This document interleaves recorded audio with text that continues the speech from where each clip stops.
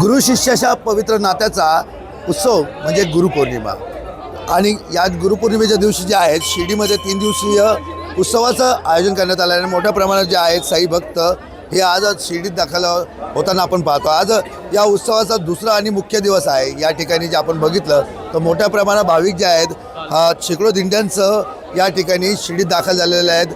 देशाविदेशातील भाविक जे आहेत या ठिकाणी शिर्डीत दाखल झाले असून गुरुच्या प्रति जे आहेत त्या ठिकाणी नतमस्तक होण्यासाठी या ठिकाणी येत आहेत। आता आपण ज्या दृश्यामध्ये जे बघतो आहोत हे आहे गुरुस्थान, साईबाबांचे गुरु असलेले हे गुरुस्थान। या ठिकाणी जे आपण बघतोय की या ठिकाणी देणगीदार साई भक्तांच्या माध्यमातून या ठिकाणी दक्षिणात्य जे आहेत या पद्धतीचं या ठिकाणी सजावट करण्यात आलेली आहे।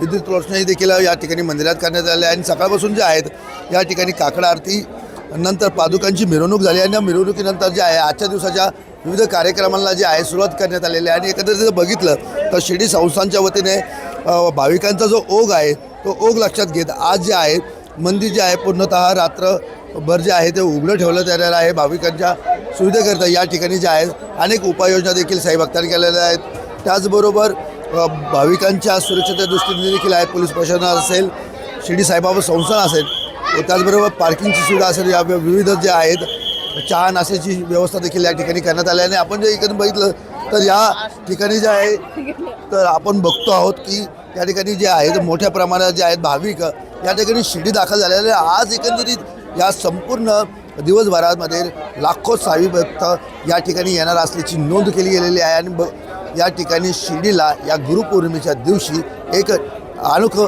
आणि नवचैतन्य निर्माण झाल्याचं चित्र या ठिकाणी शिर्डीत बघायला मिळतं। जय सावंत, जय महाराष्ट्र न्यूज करता शिर्डी अहिल्यानगर।